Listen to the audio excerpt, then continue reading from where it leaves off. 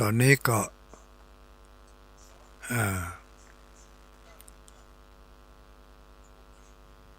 พี่น้องญาติโยมอ่าตั้งใดนี่ตั้งลำปูนเนาะลำปูนส่งตัวแทนมา1 รายอยู่เออแม่คำน้อยสาธุเจ้าพะเยาได้ยินแม่คำน้อยนี่อยู่พะเยากันนี่ก็เรียกว่าอยู่เมืองพาน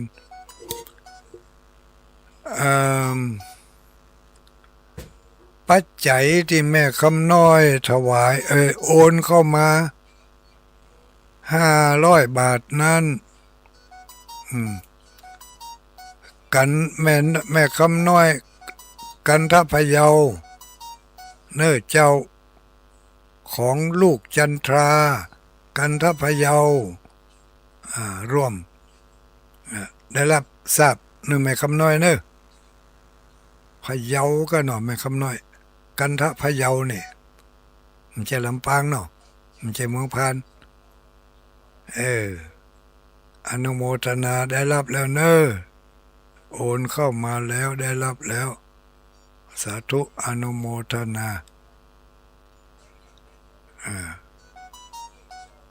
0932722499เข้ามาได้เลยเนอะ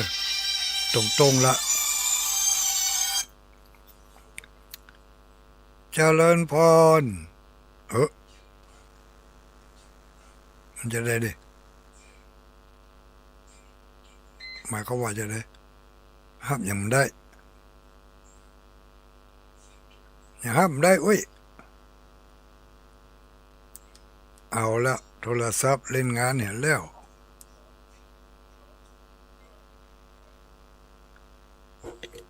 มันบ่มีเสียงมาเป็นจะได้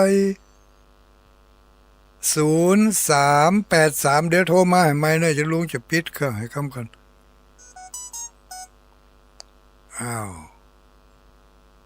มันมาได้เปิดตัวนี้กำลังเริ่มเจริญพรไหวสาใครเอ่ย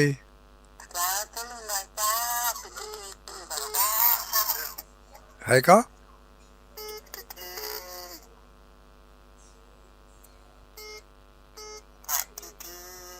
อยู่บ้านไหน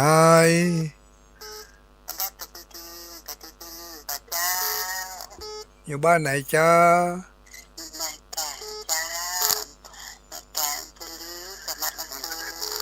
จังหวัดลำพูนเนาะอนุโมทนาสาธุเนอสาธุรับดีฝันดีโชคดีมีใจ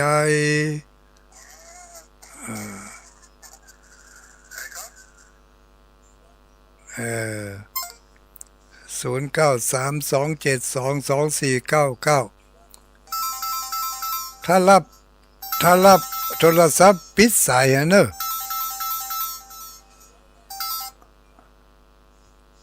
อัลโหลวันนี้มาเจ้าเฮ้ยพอน้อยเหรอ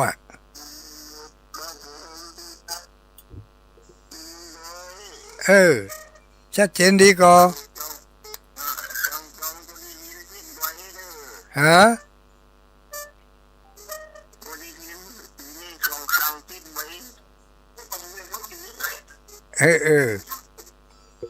มันนั่นมันได้ยินเสียงวิทยุตัวเองมันฟังมาใครหูเรื่องโอ้ยฮะปิดแล้วมันจะได้บูดบาทฮะจะเอาปฏิทินปน้อยเอากี่แผ่น10 ใบเนาะปน้อยสมเพชรอีเนาะ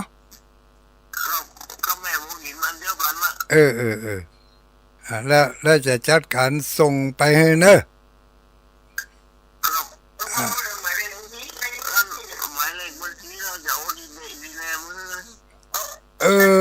เลขบัญชีจะติดไปตัวปฏิทินก็แล้วกันเนาะ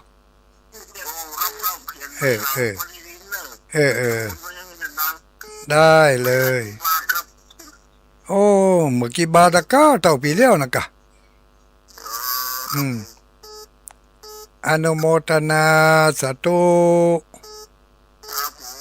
ม ขอบคุณขอบใจสาธุสาธุครับ ผลน้อยสมเพชเมืองน่านต่อไปเจริญพรไหว้พระเจ้าตุลุงนี่แม่บัวจันทร์มันหลวงไม่ท่านรับตังค์ให้เด้เออแม่บัวจันนี่เนาะเจ้าเอชัดเจนดีกว่าจ้าชัดเจนดีเจ้าเอแม่ท่าไปเอาในเมืองตัวเนอะมีเวลาเจ้าเจ้าเออเจ้าอันเข้าใจดีตุลุงแล้วก็เรื่องเงินกันหาตุลุงเลยจำได้หมดเดี๋ยวแล้วเนาะอ๋อเหรอที่พูดโทเตโทที่โลก็จะป้าตานังนั่นละได้บทนี้บทเดียวนะเจ้าอืมสปปะสัตตานังอินเนอร์เจ้าอ่ามันพอในปฏิทินนะไม่ในปฏิทินก็มีหลายบทลูกเจ้าถ้าก็จะได้ไปมันเลยไปบ่โง่นะตุลุงอยู่คนเดียวอนาคตมันถึงมาแน่มานอนเนาะเจ้า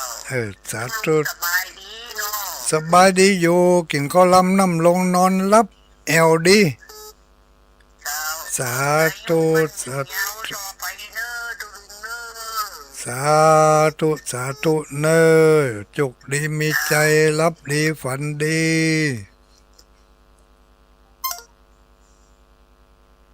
093นี่088อย่างนี้มาเนี่ยจัดหลายเบอร์เนอะเจริญพรพังอยู่เนอะแม่ต้มพังอยู่เนอะแม่ต้อมพะเยากะเจ้าแม่ต้อมพะเยาเจ้าขอพังไปดุนชุดเนาะดีละอนุโมทนาเนอเจ้าจุกดีมีใจสุขภาพสมบูรณ์แข็งแรงเนอขอบคุณเจ้าสาธุสาธุอนุโมทนาเข้ามาเลย เวลายังเหลือแต่2-3 ราย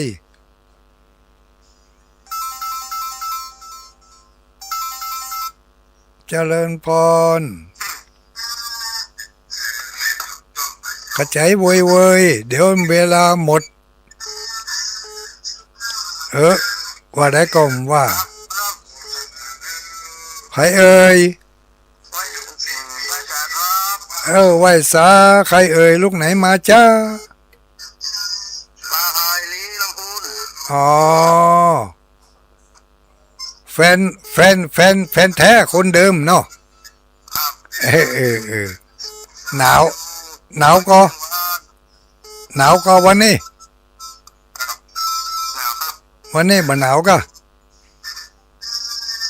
วันนี้หนาวมาได้2-3 วันแล้วครับดีละพูดหนาวว่ากำลังจะเริ่มหนาวสุขภาพสมบูรณ์แข็งแรงเนอะบ่โอ้ยเนอะครับฟังอยู่ทั้งวันขอบคุณหลายๆขอบใจมากสาธุสาธุเจริญพรรักษาเจ้าตุลุงดอนไม่อุ้ยอินเนอะแม่อุ้ยอินแม่สับเสมิงเจ้าปฏิทิน5 เล่มเลยเนอะ5 เล่มส่งได้เดี๋ยวจัดให้ถ้ามันมาก็เนอะจะห่อไปส่งให้เนอะสาธุสาธุบ่ฮู้ก็ต้องฮู้กะสาธุสาธุจะเหลือมหาชนชาติไปไหนเนาะไม่เป็นไรเดี๋ยวติดต่อถ้าอาจารย์มหาสมชาติจัดการให้เลย0932722499เจริญพรไหว้ศาลหลวงพ่อเจ้า คือมาแล้วบ่ ทีนี้สบายแล้วเดี๋ยวหายละ หายแล้ว เจ้า หายแล้วก็ไปฟังเทศน์ฟังธรรมเห็นเนอะ เจ้า อยู่หันกับหันน่ะเนาะ คนหลายดอยมันได้ลูกคนหลายดอยมันได้ลูก เจ้า อนุโมทนาเนอะแม่ฉลาดเด้อ จ้าสาธุเจ้า สาธุสาธุอนุโมทามิ0932722499ลำปางลำพูนพะเยามาแล้ว เมืองน่านมาแล้ว ยังที่ไหนอีก388ปิดวิทยุเนอะถ้าบอกปิดมันกวนกัน แม่น้อมแม่อย่างแม่น้อมกะ นะไอ้ยายวุ่น แม่ยายวุ่นกะ วุ่นเบิกบาน อุ้ยยุ่นอุ้ยวุ่นเบิกบานพะเยา มาตันเป็นเจ้า เออ ไปอย่างหมดละ ชัดเจนดีเนาะ เจ้าชัดเจนดี มันจะได้บาทตัน4,000 แผ่นมันเป็นเสี่ยงง่ายๆวะ หัวทาง อืม เอากำหากำชิดแล้วอ่ะ นั่นน่ะถ้าแม่อุ้ยสั่งเล่มเดียวบ่ส่งนะ กำยันเดิมนะกันถามเทียนนั่นน่ะ3-4 เล่ม4-5 เล่ม ยังเก่านั่นแหละ เหมือนเก่าเหมือนเดิม ที่เก่าเวลาเดิมเนาะ เจ้า อานุโมทนาสาธุสาธุเอาอีก1 สาย อีก1 สายสุดท้าย1 สายสุดท้าย วันนี้จะบ่ได้เปิดเพลงแล้วเนอะ1 สายสุดท้าย เข้ามาเลย1 สายสุดท้ายเข้ามาเลย วันนี้เพลงบ่ดังนะวันนี้นะเจริญพร ไปสาเจ้า แม่อุ้ยบ้านปางกะนี่ อันนี้บ้านป่านี่เจ้า เหมือนแล้วนี่บ่ได้ป้านี่ ทีนี้ในเจ้า เอาชัดเจนดีอนุโมทนาสาธุ เจ้าไอ้สาเจ้า เอาจกดีมีใจรับดีฝันดีนะโอ้ยเนอะ เจ้าไอ้สาเจ้า สาธุสาธุอนุโมตามิศรัทธาญาติโยม วันนี้รายการนำเสนอเนื้อหาสาระบางสิ่งบางประการเกี่ยวกับทานขันเข้าขันน้ำเกี่ยวกับการทำบุญสุนทานนำเสนอมาข้อคิดเตือนจิตสะกิดใจถึงเวลาสุดท้ายรายการแล้ว ก็ขอนำรายการนี้จากศรัทธาญาติโยมไปก่อนเนอะก่อยพบกันใหม่ในวันปีใหม่พุ่นนะก้าเนาะสำหรับวันนี้คืนนี้ ความสุขสวัสดีมีโชคมีใจสุขภาพแข็งแรงจงบังเกิดมีแก่ญาติโยมทั้งหลาย ทุกผู้ทุกคนด้วยเทินจัตตารโอธรรมาวัฏันติอายุวันโนสุขังปะลัง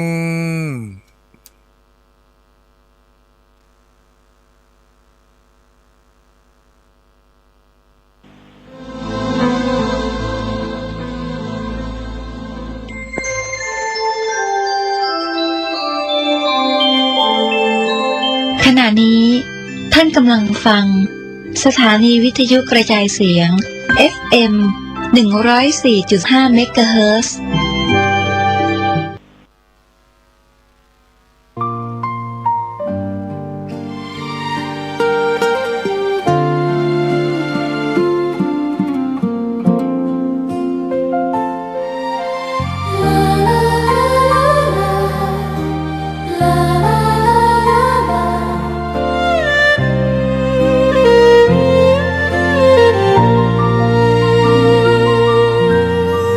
แสงทองร่ำไรในยามอุตสายังเห็นพระเมตตาอยู่ทุกแห่งหนน้ำพระทัยฉโลมใจคน ว่าพื้นแผ่นดินยังอบอุ่นรอยยิ้มพระพักตร์ยังส่องแสงในดวงใจไทยไม่ลืมเสียงสายลมแผ่วเบาเหมือนเอ่ยคำปลอบ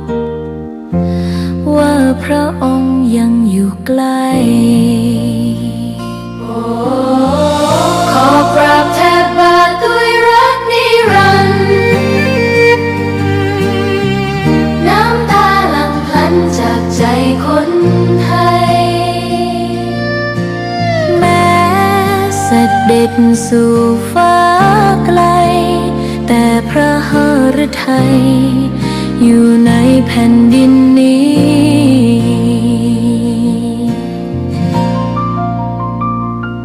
สวนดอกไม้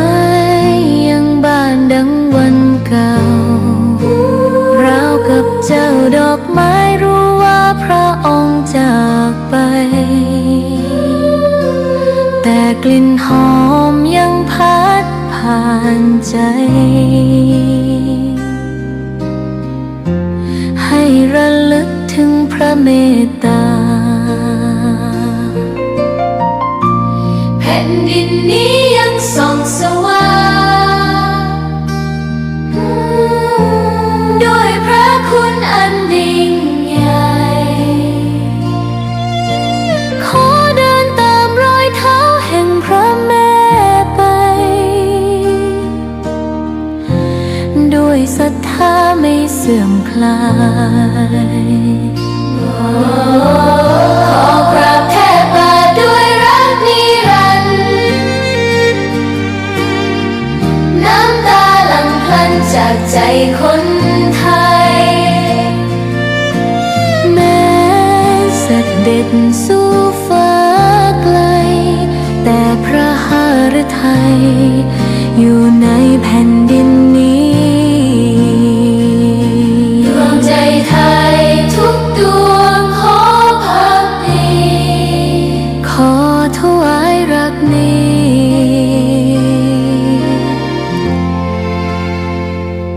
นิรันดร์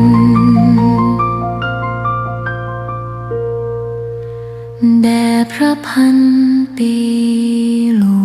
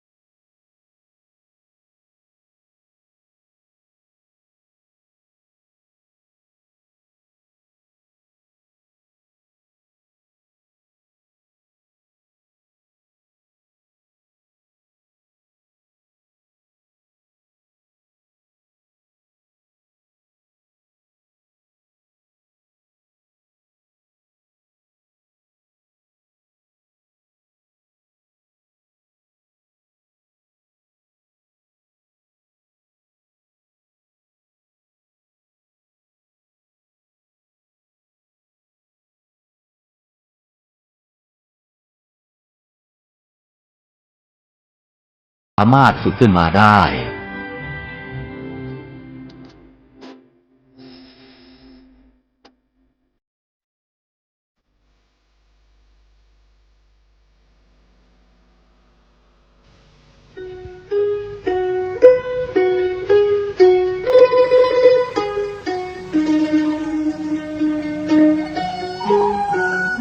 คัมภีร์อุปาตสันติเป็นวรรณกรรมภาษาบาลีของล้านนาไทยแต่งโดยพระมหามังคละศีละวังสะ พระเถระนักปราชญ์ของชาวเชียงใหม่รูปหนึ่ง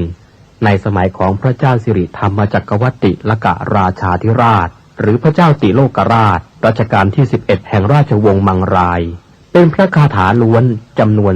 271คาถาคัมภีร์นี้เป็นที่รู้จักกันแพร่หลายในหมู่ชนชาวล้านนามาแต่โบราณกาลทั้งพระสงฆ์สามเณรและชาวบ้านพากันสวดและฟังอุปาทสันติเพื่อกลับความร้ายให้กลายเป็นความดีมีคำเล่าว่าสมัยที่ท่านแต่งอุปาทสันตินั้นที่เชียงใหม่มีโจรผู้ร้ายและคนอันธพาลชุกชุมผิดปกติมีเหตุร้ายและสิ่งกระทบกระเทือนอยู่เสมอพระมหาเถระศีละวังสะจึงให้พระสงฆ์สามเณรและประชาชนพากันสวดและฟังอุปาทสันติเพื่อสงบ